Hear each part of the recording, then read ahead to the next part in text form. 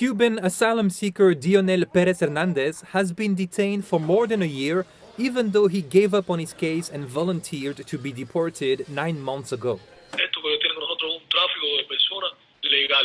Para mí entender, me tienen secuestrado aquí.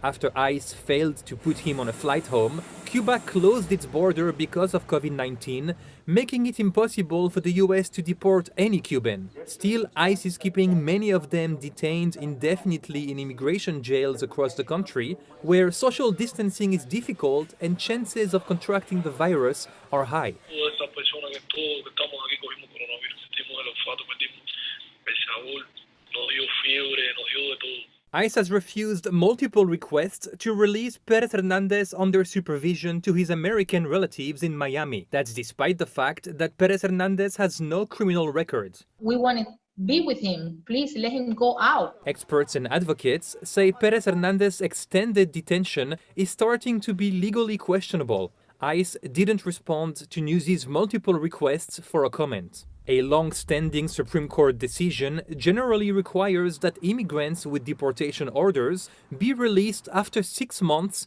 if there is no significant likelihood of removal in the reasonably foreseeable future. Perez-Hernandez reached the 6 months milestone in mid-August, his lawyer says. At a certain point, when you hold someone in detention indefinitely, that becomes cruel and unusual punishment, especially if there is no actual crime that has been committed. Unable to deport Perez-Hernandez, ICE has shuttled him all over the country. Perez-Hernandez has been transferred to 9 different immigration jails since he was apprehended at the border in June 2019, from Texas to Mississippi to Louisiana to Florida, and then back to Louisiana again. He says these transfers and the lack of adequate medical care in detention have exacerbated his pre-existing kidney issues. Pienso que no voy a sobrevivir cada vez que me transfieren. For decades, the US allowed Cubans who made it to American soil without a visa to remain in the US. But President Obama ended the policy known as wet foot, dry foot in the final days of his presidency as part of an effort to normalize relations with Cuba. In return, Cuba started accepting some deportees, which it rarely did in the past. But that was before the pandemic. Cuba is once more blocking all repatriation of its citizens, this time to protect itself from the virus.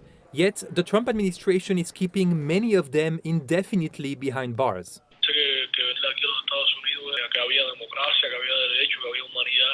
Ahora me doy cuenta que todo es mentira, igual que en Cuba, que todo es mentira. Ben Chamisso, Newsy, Chicago.